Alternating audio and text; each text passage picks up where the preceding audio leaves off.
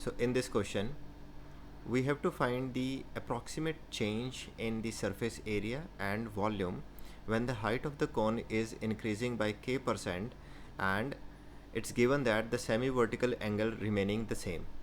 So let's say this is the cone where h is the height, r is the base radius and l is the slant height, and let's say the semi-vertical angle is theta.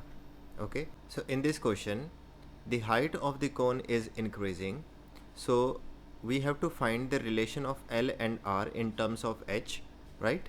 So first of all, if theta is the semi-vertical angle, then R upon h is equal to tan theta. That means R is equal to h tan theta.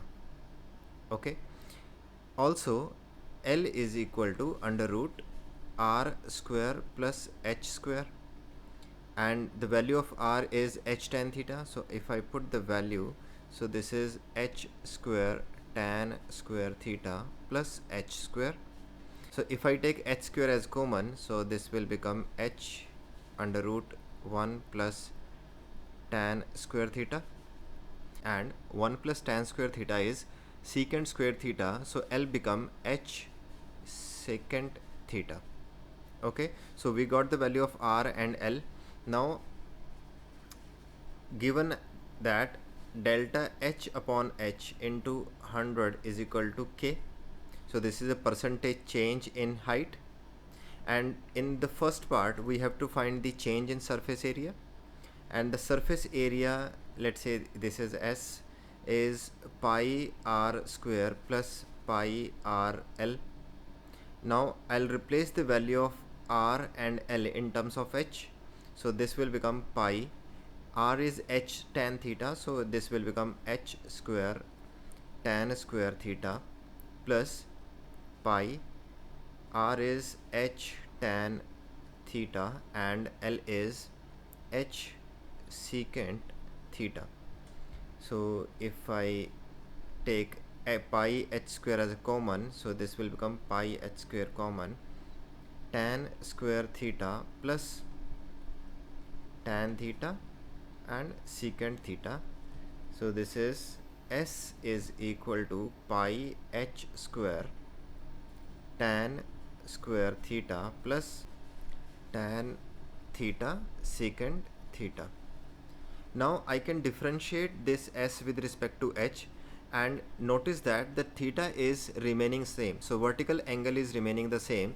So here this tan square theta plus tan theta secant theta will be constant, right? So I can say this ds upon dh is equal to 2 pi h tan square plus tan theta secant theta. Now I am multiplying this h and dividing by h. Okay, so this will become ds upon dh is equal to 2 pi h square tan square theta plus tan theta secant theta upon h. Now you can see this pi h square tan square theta plus tan theta secant theta is S, so I can replace the value of pi h square tan square theta plus tan theta secant theta. So this will become 2s upon h. Now I can readjust this one as ds upon s is equal to 2h into dh. So this ds can be treated as delta s, so this will become delta s upon s is equal to 2 times delta h by h. Now if I multiply both sides with 100, so this will become delta s upon s into 100 is equal to 2 times delta h by h into 100, and this is, so this delta h by h into 100 is k, so this will become 2k. So the increase in the surface area is 2k%. So this is 2k% increase in surface area. Now for the part 2, we have to calculate the change in volume, and the volume formula is V is equal to 1 by 3 pi r square into h. Now I'll replace the value of r in terms of h. So this will become v is equal to 1 by 3 and r is equal to h tan theta. So this will become h square tan square theta into h. So finally it will become v is equal to 1 by 3 pi h cube tan theta, tan square theta. Now I'll differentiate v with respect to h now, because theta is constant and the only variable is h now. So this will become dv upon dh is equal to 1 by 3 pi 3 times h square tan square theta. Fine. So I can rewrite it as 1 by 3 pi h square tan square theta into 3. Now again I will multiply this by h and divide by h.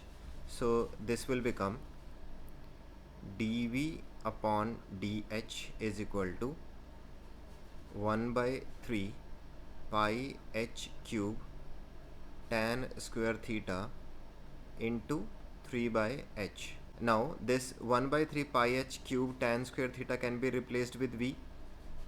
Okay, so this will become dv upon dh is equal to 3 times v by h. Now I'll rearrange it as dv upon v is equal to dh by h into 3. Now I will multiply both sides with 100. So this is 100 times and this is 100 times. So this will become 3k. Okay, so that means the change percentage in volume is 3k%.